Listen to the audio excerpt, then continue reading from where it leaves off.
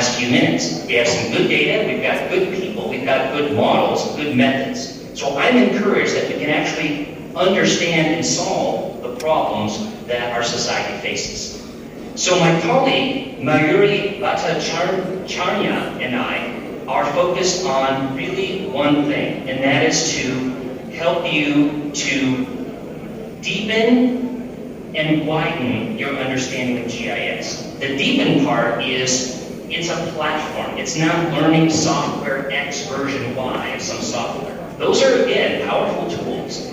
But think about the field of apps, collecting data, analyzing it, presenting it with a variety of dashboards and story maps, doing spatial analysis, connecting it to the R statistics package. There's the coding that goes behind all of these web maps.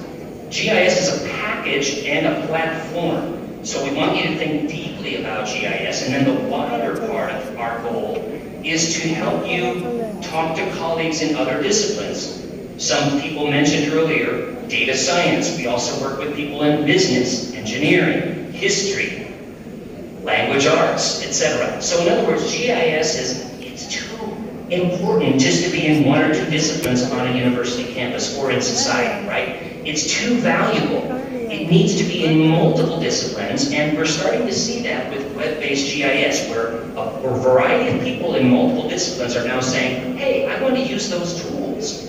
And because of the web and open data portals and all the rest of it, they are becoming empowered to at least use pieces of the GIS platform. So our three goals that my colleague Mayuri and I have at Esri and Esri India are education, sustainability, and science. And that's been our goal the whole time. We have a long-standing commitment to you in education, and so think of us as your industry partners. We are also educators.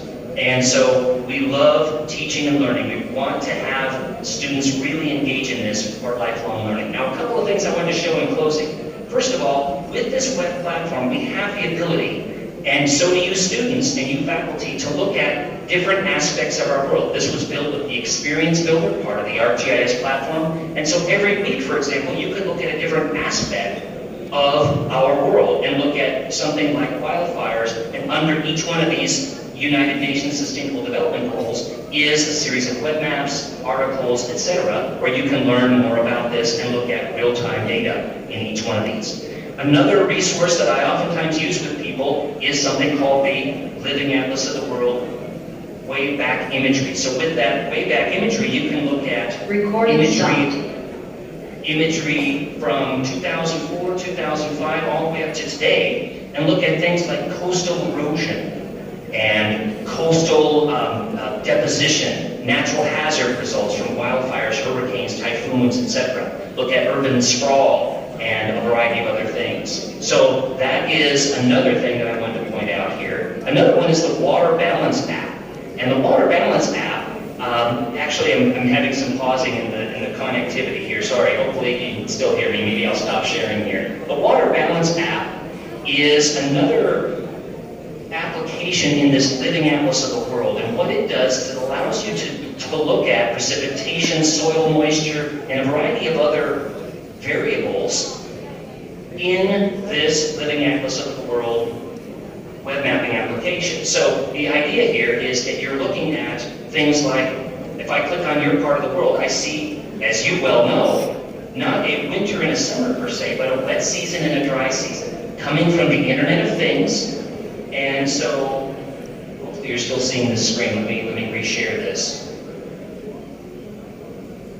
But the point is, you've got these applications at your fingertips, and the web mapping applications are really opening up the ability for people in multiple disciplines to grapple with and start to understand these issues and problems on our planet. Now, another one that I want to show is, bandwidth permitting, is something called the JHU COVID dashboard. Everybody on the planet has seen the JHU COVID dashboard, correct? But the powerful thing about that dashboard is that you students, you faculty, everyone listening to this, you have access to the same tools. So in other words, you're not just consuming maps that other people have created. You have the capability to create your own web maps, spatial analysis, web mapping applications, just like The one I did here for, as a geographer, I care about walkable neighborhoods. So I created this particular web mapping application, which is the same exact technology that JHU uses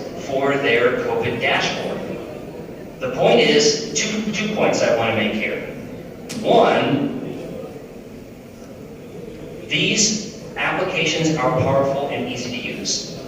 Number two, by connecting pieces of the ArcGIS platform gives you a lot of power. So in this case, my walkability story map has a survey from Survey 123 in it. The Survey 123 says, hey, 5 questions. Is this place walkable or not? Rate the walkability, tick all the choices that describe it. Where is this place that you want to put a data point on? And then you have a photograph of it. So the result of that, I have a web map that's getting fed from my survey, again, Survey 123 in this case, and a dashboard. But the last thing that I wanted to share about this with you is that this whole thing, the story map, the dashboard, the survey, and the web map, took me 4 class periods to create.